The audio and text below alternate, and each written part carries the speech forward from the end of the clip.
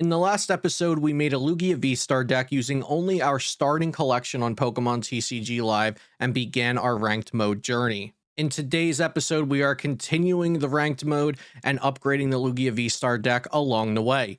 Be sure to subscribe to this channel for daily Pokemon TCG content. I upload videos every single day, and you're also not going to want to miss the rest of this series where I try to reach the max rank on Pokemon TCG Live using a free-to-play account. The first thing we're going to do today is add 3 Serenas into our deck. If you don't have any Serenas yet, you'll want to sort and show unowned cards, search for Serena, and then we are going to exchange credits to create 3 Serena cards. We're going to cut a Boss's Orders, a Marnie, and a Professor's Research from the deck in order to make room for these 3 cards. Serena's a brand new card from Silver Tempest. It's really strong, and I think you'll feel the effects of this card being added to your deck right away. I have 3 goals I want to achieve in today's video. Goal number 1 is to get the Premium Battle Pass. I only need 30 more crystals, and then I will have 600, which is how much the Premium Battle Pass costs, and then I can unlock that to start getting more rewards as I level up. Goal number 2 is to reach the Poke League in Ranked. I'm currently in Quick League, and so I want to reach the next tier, which is Poke League. And goal number 3 is to make my Lugia V-STAR deck what I would consider to be tournament ready. My first game back on Ranked here was against a Zacian Zamazenta deck again, and those have been pretty popular in the lower ranks on PTCG Live since Zacian Zamazenta is one of the free decks that you get.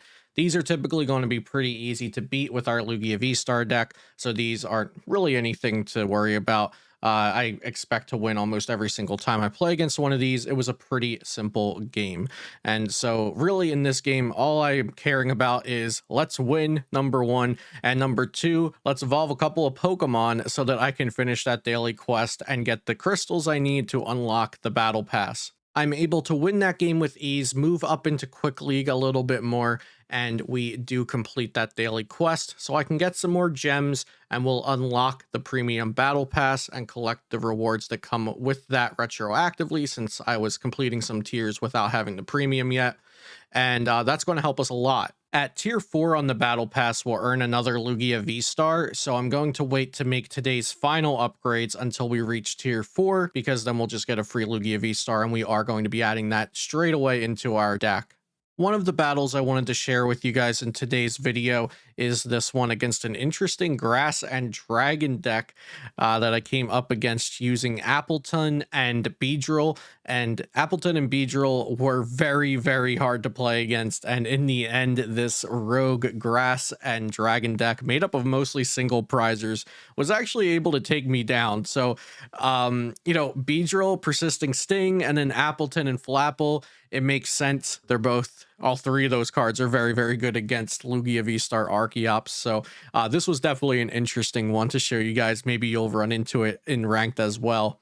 Battling some more through Ranked mode, I came up across a healthy amount or unhealthy amount of Lugia V-STAR mirrors, some with interesting techs like Miltank in it, and I came up against some other different decks like some Rapid Strike Urshifu VMAX variants and also a deck with Deoxys V-STAR in it.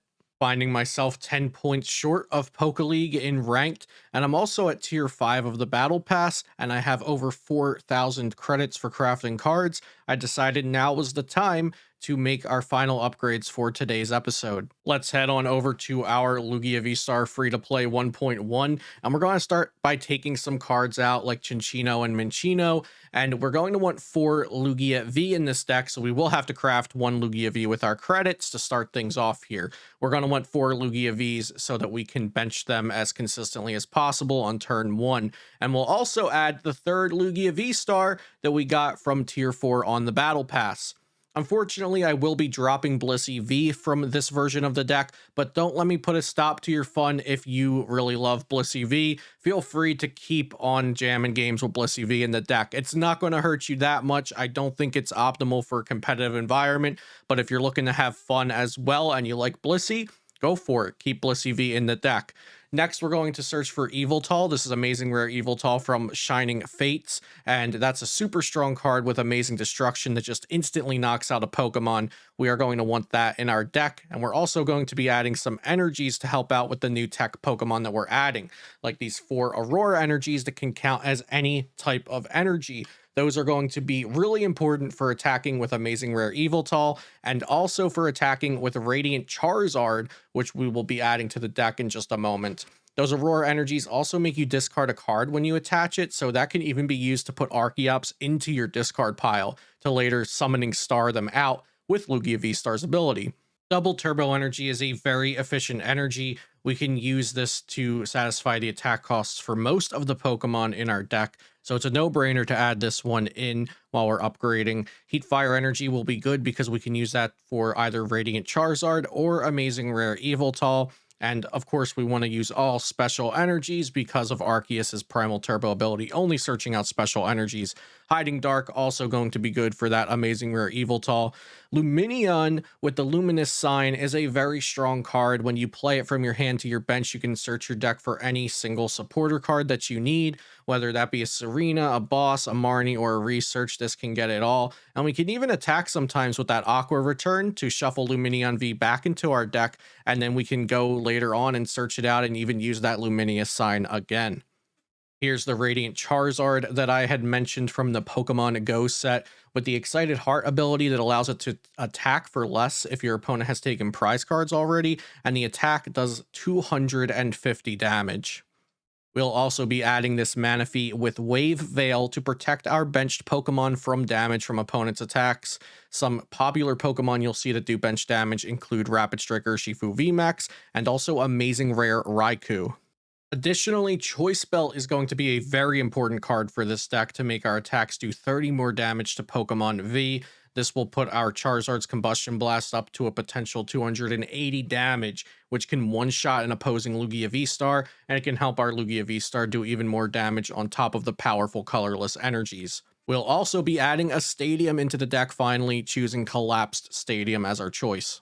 We've upgraded Lugia V-Star to what I would consider a tournament-ready Lugia V-Star Archeops deck list. The image will be on screen, and the deck list export will be in the description down below. We've got our fully upgraded Lugia V-Star deck, and we only need one more win to get to Poké League, which was my last goal for today's video. So we're going to see if we can do that in this game here. We are starting with Radiant Charizard, and the opponent has a Lugia V start, so we will be playing against some sort of mirror match. The capture energy from Lugia V gets a Rapid Strike Urshifu V, and that's going to be a surprise. So they are playing some sort of Lugia V Rapid Strike Urshifu VMAX deck, and I have a pretty great starting hand here. Going to be able to get multiple Archeopses into the discard pile if I want to, and get my board set up pretty nice overall with a Lugia V and even some energy for it. I decided to go for a Crobat V here, which I think is a little greedy. I don't think I really needed to draw those extra cards, but I did want to put down a second Lugia V just so I don't get boss KO'd on my only Lugia, or Serena KO'd my only Lugia. So I did want to get extra cards in my hand so that I could secure an extra Lugia V on the board, and that is what I did. The opponent has a ridiculous turn 2 here. They're able to set up a Rapid Strike Urshifu VMAX, evolve their Lugia V-Star, and boss KO one of my Lugias, the one that had the energy, so it's good that I went and got that second Lugia. But note that they were only able to get one Archeops onto the board, and that is where I can kind of overwhelm them. I can get 2 Archeops onto the board, and they are stuck with just 1 Archeops for the rest of the game. So there's my advantage. This is my out. I have to capitalize on that and try to be really aggressive here and take a knockout on the active Lugia V-Star. In the next sequence of events, my opponent learns to read the cards, and unfortunately they swing a Rapid Flow into my board when I have Manaphy down, and they try to target my Manaphy and an Archeops, and that is not going to work because of the Wave Veil protecting my bench. So from there, I felt pretty confident that I would be able to just close out this game, taking a couple of knockouts on the Lugia V-Star and then on the Blissey V to secure the win. Sometimes the player diff just gets you there. Maybe the opponent was distracted and not looking at the whole board or reading all of the cards, but hey, that's Pokemon cards, and the wins count no matter what happens. So we're able to knock out the Blissey V and close out victory here. And we will get those extra 10 ranked points now, going up to 200. And we are in the Poke League. We get that sweet Pikachu icon as our ranked icon. And also get some other coins and currency and battle pass stuff as well. And so at this point, on my free-to-play account, I have 20 wins and 5 losses. I've played 25 games to get to this point right now on PTCG Live. Thank you guys for watching and joining me on my free-to-play ranked progression series of Pokemon TCG Live. If you have any questions at all, please leave it in the comments down below, and I'll try my best to help you out for your own Pokemon TCG Live journey. Subscribe to the channel so you don't miss the next episode, and I'll see you here on Celio's Network.